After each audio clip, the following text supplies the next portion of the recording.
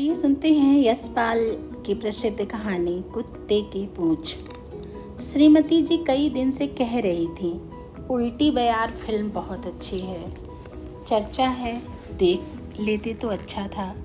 Film देख लेने से ऐतराज़ न था, परंतु सिनेमा शुरू होने के समय अर्थात 6:30 बजे तक तो दफ्तर के काम से ही छुट्टी नहीं मिल पाती। दूसरे शो में जाने का मतलब होता है बहुत देर से सोना, नींद पूरी न होना, अगले दिन काम ठीक से न कर सकना। लेकिन जब उल्टी बयार को 7वां हफ्ता लग गया तो मान लेना पड़ा कि फिल्म अवश्य ही देखने लायक हो गई। रात 12:30 बजे सिनेमा हॉल से निकलने पर टांगे का दर कुछ बढ़ जाता है। आने दो आने में कुछ बन बिगड़ नहीं जाता, लेकिन टांगे वाले के सामने अपनी बात रखने के लिए कहा, नहीं पैदल ही चलेंगे, चांदनी रात है, गनीमत से 4 कदम चलने का तो मौका मिला है। उजली चांदनी में सोनी सड़क पर सामने चलती जाती अपनी बौनी परछाई पर कदम रखते हुए चले जा रहे थे। जिक्र था फिल्म में कहाँ तक स्वाभाविकता थे और कितनी कला थे। स्त्रियों से भी कला के विषय में बात की जा सकती है, खासकर जब परिचय नया हो, परंतु स्वयं अपनी स्त्री से जिसे आदमी रग रोए से पहचानता हो, बहस या विचार विनिमय में क्या रस। श्रीमती जी को शिकायत है, मैं सब तरह के लोगों से बहस करता हूँ, उनसे कभी विचार विनिमय नहीं करता, मैं उन्हें किसी योग्य नहीं समझता। इस अभियोग का बहुत माकूल उत्तर है, जिस व्यक्ति से विचारों की पूर्ण एकता हो उससे बहस कैसी। मेरे उत्तर से श्रीमती जी का कुछ दिन तक संतोष तो रहा कि चतुर समझे जाने वाले पति से विचारों की समता के कारण वे भी चतुर हैं, परंतु दूसरों पर बहस की संगीन चला सकने के लिए पति नाम के रेत के बोरे पर कुछ अभ्यास करना भी तो जरूरी होता है। इसीलिए एक दिन खींच कर बोली, बहस न सही, आदमी बात तो करता है, हमसे कभी कोई बात भी नहीं करता। उस समय पति होने का टैक्स चुकाने के लिए अपनी स्त्री के साथ कला का जिक्र कर चांदनी रात का खून हो रहा था। मैं कह रहा था और वे हूँ कर हामी भर रही थीं। अचानक वे बोल उठी, अरे यह देखो। पति पत्नी से कला की बात करने की अपनी समझदारी पर दांत पीस कर रह गया। सोचा, यह बात हुई, राजा कहानी कहे रानी जूठ टटोले। पत्नी ने संकेत से देखा। हलवाई की छोटी सी दुकान थी, सौदा उठ चुका था, बिजली का एक बल्ब अभी जल रहा था। लाला दुकान के तख्त पर चिलम उलटकर दीवार से लगे ऊँघ रहे थे। दुकान के साथ सड़क पर कढ़ाई ईंट के सहारे अड़ी हुई टिकी थी। कढ़ाई मांजने के प्रयत्न में एक छोटी उम्र का लड़का कढ़ाई में ही सो गया था। कालिक से भरा जूना उसके हाथ में थमा था और उसकी बाँह फैली हुई थी। दूसरा हाथ कढ़ाई के कड़ी को थामे था। कढ़ाई को घिसते घिसते लड़का ऊँघ गया और फैली हुई बाँह पर सिर रखकर सो गया। एक कुत्ता कढ़ाई के किनारे लगी हुई मलाई को चाट रहा था। मैं परिस्थिति समझने का प्रयत्न कर रहा था। श्रीमती जी ने पिघले हुए स्वर से क्रोध में कहा, देखते हो जुल्म, क्या तो बच्चे की उम्र है और रात के 1 बजे तक यह कढ़ाई जिसे वह हिला नहीं सकता उससे मजाई जा रही है। श्रीमती जी मेरी बाँह में बाँह डाले हुए हाथ पर बोझ दे कढ़ाई पर झुक गईं और लड़के की बाँह को हिला हिला उसे पुचकार कर उठाने लगीं। लड़का नींद से चौंक कर झपाटे से कढ़ाई में जून के रगड़े लगाने लगा, परंतु श्रीमती जी के पुकारने से उसने नींद भरी आंख उठाकर उनकी ओर देखा। श्रीमती जी बोली, हाय, कैसे पत्थर दिल होते हैं जो इस उम्र के बच्चों को इस तरह बेच डालते हैं। और इस राक्षस को देखो, बच्चे को मेहनत पर लगाकर खुद सो रहा है। श्रीमती जी बच्चे को पुचकार कर साथ चलने के लिए पुकारने लगी। इस गुल गपाड़े से लाला की आंख खुल गई। नींद से भरी लाल आंखों को झपकाते हुए लाला देखने लगे, पर इससे पहले वे कुछ समझे या बोल पाते, श्रीमती जी लड़के का हाथ थाम ले चली। फिल्म और कला की चर्चा श्रीमती जी की करुणा और क्रोध के प्रवाह में डूब गई। कानूनी पेशा होने के कारण कानून की जद का ख्याल आया। श्रीमती जी को समझाया कम उम्र के बच्चे को उसके माँ बाप की अनुमति के बिना इस प्रकार खींच ले जाने से पुलिस के झंझट में पड़ना होगा। राजा और समाज के कानून से ज़बरदस्त कानून है स्त्रियों का। पति को बिना किसी हीलो हुज्जत के पत्नी के सब हुक्म मानने ही पड़ते हैं। श्रीमती जी ने अपना कानून अड़ाकर कहा, इसके माँ बाप आकर ले जाएंगे, हम कोई लड़के को भगाए थोड़े ही लिए जा रहे हैं। बच्चे पर इस तरह जुल्म करने का किसी को क्या हक है? यह भी कोई कानून है? लाला आंखें झपकाते रहे और हम उस लड़के को लिए चले आए। लाला बोले, क्यों नहीं कह सकता? शायद कोई बड़ा सरकारी अफसर समझकर रुक गए हों। लड़के से पूछने पर मालूम हुआ कि दरअसल उसके माँ बाप नहीं थे, मर गए थे। उनका कोई दूर का रिश्तेदार उसे लाला के यहाँ छोड़ गया था। दूसरे रोज लाला मकान के हाथे में हाजिर हुए और बोले कि यूँ तो माई बाप हैं, लेकिन यह मेम साहब की जाती है। लड़के के बाप की तरफ लाला के 60 रुपये आते थे। वह मर गया। लाला उल्टे अपनी गांठ से लड़के को खिला पिला कर पाल पोस रहे थे। लड़के की उम्र ही क्या है कि कुछ काम करेगा, ऐसे ही दुकान पर चीज़ धर उठा देता था। सो मेम साहब उसे भी उठा ले आए। लाला बेचारे पर जुल्म ही जुल्म था। उन्हें 60 रुपये मिल जाते, सूद वो छोड़ देने को तैयार थे, या फिर लड़का उनके ही पास रहता। श्रीमती ने बरामदे के फर्श पर जूते की ऊंची एड़ी पटक कर भाव चढ़ाकर कहा, ऑल राइट। इसके बाद शायद वह कहना चाहती थी, 60 रुपये ले जाओ। नाजुक परिस्थिति देख बीच में बोलना पड़ा, लाला जो भी हुआ अब चले जाओ, वरना लड़का भगाने और क्रुएल्टी टू चिल्ड्रन के जुर्म में गिरफ्तार हो जाओगे। हाथे के बाहर जाते हुए लाला की पीठ से नज़र उठाकर श्रीमती जी ने विजय गर्व से मेरी ओर देखा। उनका अभिप्राय था, देखो तुम खामोखा डर रहे थे, हमने कैसे सब मामला ठीक कर लिया, तुम कुछ भी समझ नहीं सकते। लड़के का नाम था हरुआ।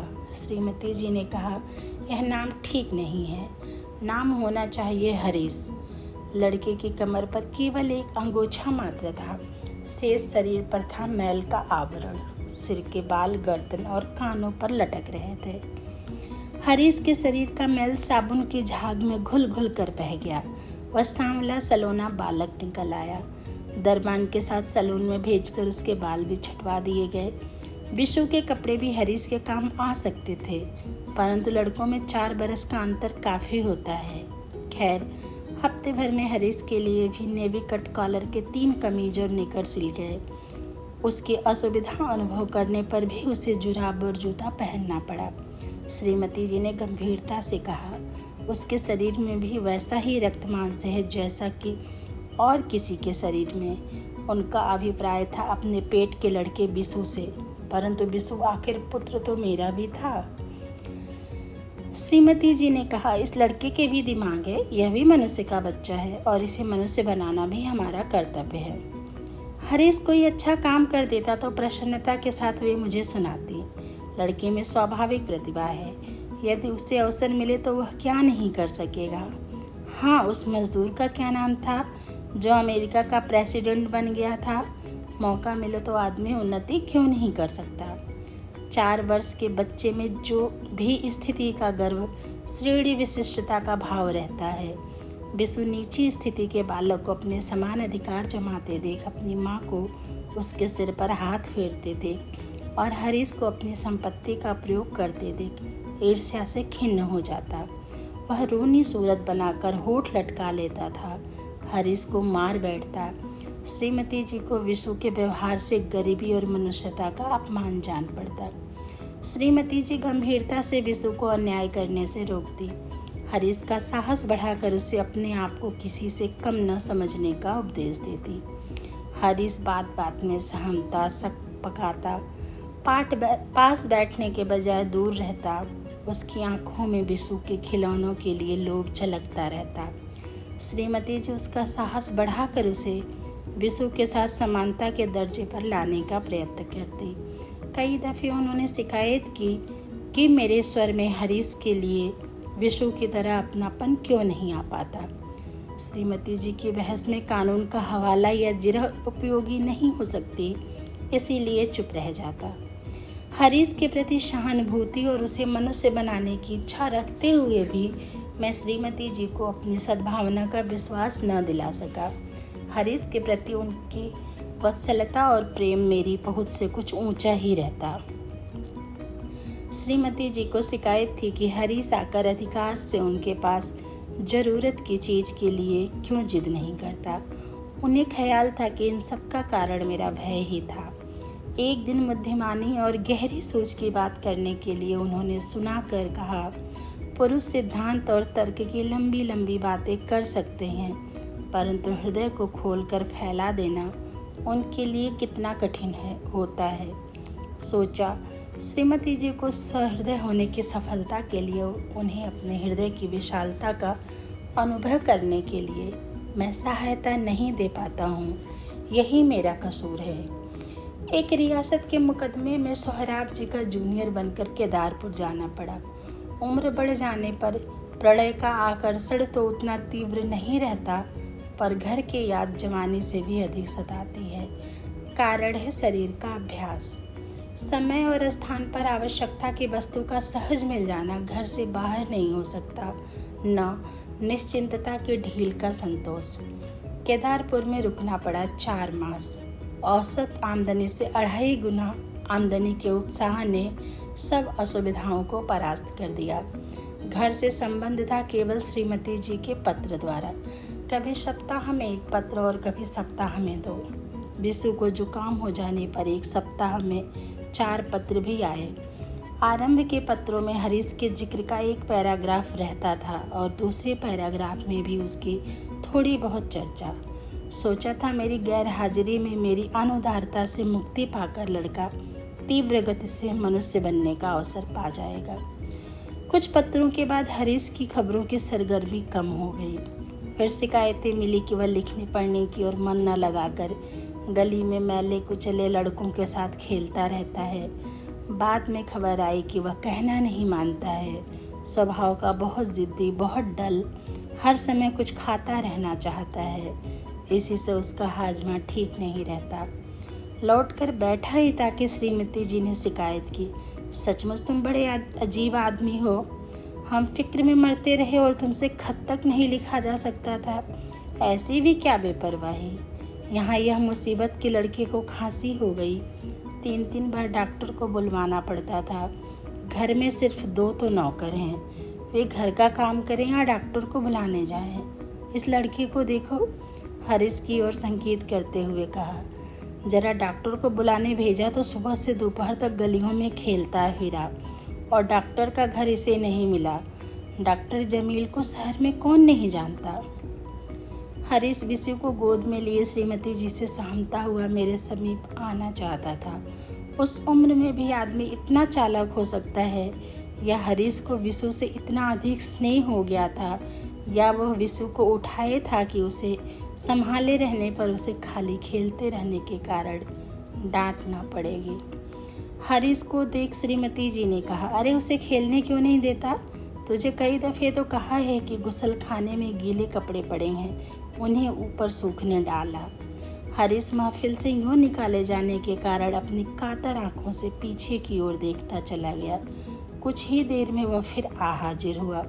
उसकी ओर देख श्रीमती जी ने कहा, हरीश जाओ देखो, पानी लेकर खस की टटियों को भिगो दो। सुनो, यूँ ही पानी मत फेंक देना, स्टूल पर खड़े होकर अच्छी तरह भिगो देना। मेरी ओर देख कर वे बोली, जिस काम के लिए कहूँ कतरा जाता है। इसे पढ़ाने के लिए स्कूल के एक लड़के को 4 रुपये देने के लिए तय किया था। वह इसे पढ़ाने नहीं आता। मैंने पूछा, श्रीमती विशु की कमीज का बटन लगाते हुए बोलूं, खामुखा यह पढ़ता ही नहीं, पढ़ चुका यह, बस खाने की हाय हाय लगी रहती है। कोई चीज़ बचाकर रखना मुश्किल हो गया है। हरीश कमरे में तो ना आया, लेकिन दरवाजे से झांक कर भाग गया। वह संदेह भरी नज़रों से कुछ ढूंढ रहा था। फल की टोकरी से कुछ लीचियां निकालकर श्रीमती जी ने विशु के हाथों में दी। उसी समय हरीश की ललचाई हुई आंखें विशु के हाथों की ओर ताकती हुई दिखाई दी। श्रीमती जी खींच गईं। हरदम बच्चे के खाने की ओर आंखें उठाए रहता है, जाने कैसा भुक्खड़ है। इन लोगों को कितना ही खिलाओ समझाओ, इनकी भूख बढ़ती जाती है। ले इधर आ। 2 लीचियाँ उसके हाथ में देकर बोली, जा बाहर खेल, क्या मुसीबत है। उसी शाम को एक और मुसीबत आ गई। जो कपड़े हरीश ने सुबह सूखने डाले थे वे हवा में उड़ गए। श्रीमती जी ने भन्ना कर कहा, तुम ही बताओ मैं इसका क्या करूं। वही बात हुई ना कि कुत्ते का गू न लिपने का न पाथने का। अच्छी बल्ला गले पड़ गई। समझाने से समझता भी तो नहीं। इसकी सोहबत में बिसु ही क्या सीखेगा। कोई भला आदमी आए सिर पर आकर सवार हो जाता है। स्कूल भिजवाए तो वहाँ पढ़ता नहीं, लड़कों से लड़ता है। अपने आगे किसी को कुछ समझता थोड़ी ही है। तुमने ही उसे लाड साहब बना दिया है। कम जात कहीं अपनी आदत से थोड़े ही जाता है। क्या उत्तर देता, बात टाल गया। संध्या समय श्रीमती जी ने बिसु को मेरी गोद में बिठा दिया। शायद देखना चाहती थी कि बिसु मेरी गोद में कैसे जचता है। हरीश भी दौड़कर आ गया, मुझसे सटकर खड़ा हो गया। पोज का यूं बिगड़ जाना श्रीमती जी को ना भाया। श्रीमती जी चिढ़ गईं। बंदर को मुख लगाने से नोचेगा ही तो। इन लोगों के साथ जितनी भलाई करो उतना ही सिर पर आ जाते हैं। कह नहीं सकता हरीश कितना समझा और कितना नहीं, पर वह इतना जरूर समझा कि बात उसी के बारे में थी और उसके प्रति आदर की नहीं थी। इतना तो पालतू कुत्ता भी समझ जाता है। गले का स्वर ही यह प्रकट कर देता है। हरीश कतरा कर चला गया और मुंडेर पर ठोड़ी रख गली में झांकने लगा। सोच रहा था अपनी बात भी कह सकूं, श्रीमती जी को विरोध भी ना जान पड़े। कहाँ जानवर को आदमी बनाना बहुत कठिन है। उसे पुचकार कर पास बुलाने से अच्छा लगता है, उसके प्रति दया का संतोष होता है। परंतु जब जानवर स्वयं ही पंजे गोद में रख मुख चाटने का प्रयत्न करे तो खींच आती है। श्रीमती जी चिढ़ गईं। तो हमने क्या कहा। उन्हें बात पूरी न करने देता तो जाने कितना लंबा बयान और जिरह सुननी पड़ती। इसलिए टोक कर बोला, ओहो तुम्हारी बात नहीं है, मैं बात कर रहा हूँ इस झगड़े की, सरकार और मजदूरों के झगड़े की। क्रोध की लंबी फुफकार छोड़ उन्होंने जानना चाहा, मैं बहाना तो नहीं बना रहा, इसलिए पूछा सो कैसे। उत्तर दिया, यही सरकार मजदूरों की भलाई के लिए कानून पास करती है और जब मजदूरों का हौसला बढ़ जाता है तो वो खुद ही अधिकार मांगने आने लगते हैं। तब सरकार को उनका आंदोलन दबाने की ज़रूरत महसूस होने लगती है। श्रीमती जी को विश्वास हो गया कि मैं उनका विरोध नहीं कर रहा था। बोली, तभी तो कहते हैं कुत्ते की पूंछ 12 बरस नली में रखी पर सीधी नहीं हुई। उस रोज वह लाला 60 रुपए की धमकी दे रहा था, बनिया ही ठहरा। कहीं सूद भी गिनने लगे तो जानो रकम कहाँ तक पहुँचे। इस झगड़े में पढ़ने से लाभ। श्रीमती जी का मतलब तो समझ गया, परंतु समझकर आगे का उत्तर देना ही कठिन था। इसलिए उनकी तरफ विस्मय से देखकर पूछा, क्या मतलब तुम्हारा। कुछ नहीं, श्रीमती जी झुंझला उठी। उन्हें झल्लाहट थी कि मेरी कम समझी पर और कुछ झेप थी जानवर को मनुष्य बना देने के असफल अभियान पर। मैं जानता हूँ बात दब गई, टली नहीं। कल फिर यह प्रश्न उठेगा, परंतु किया क्या जाए। कुत्ते की पूंछ काट लेने पर फिर से जोड़ देना संभव नहीं होता। मनुष्यता का चस्का किसी को लग जाने पर उसे जानवर बनाए रखना संभव नहीं है। धन्यवाद।